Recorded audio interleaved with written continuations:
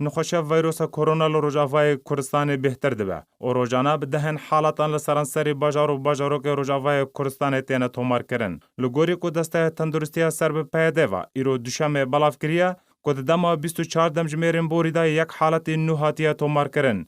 بیوی شیوایی جماره گشتیا پیکتین ویروس کرونا لگوری تندرستی پیده گهشتیا 25 حالاتان.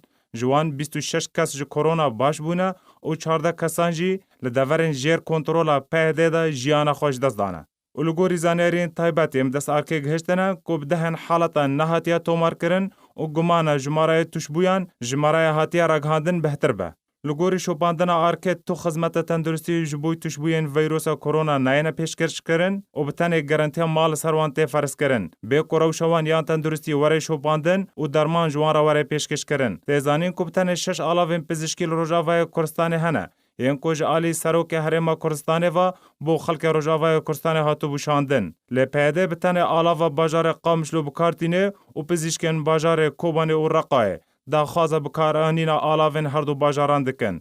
ویروس کروناش دست بیکا سال 2020 و لباجار ویهانیه سینه درکت و لطوای ولات جهان بلاف بیا و حتی واقع ایرو بهتر 21 میلیون کس لجهان توشی ویروس کرونا بونه و نزدیک 13 میلیون کس جو کرونا باش بونه. هر وها بهتر 820,000 کس به صدمه ویروس کرونا جان خوش دست دانه.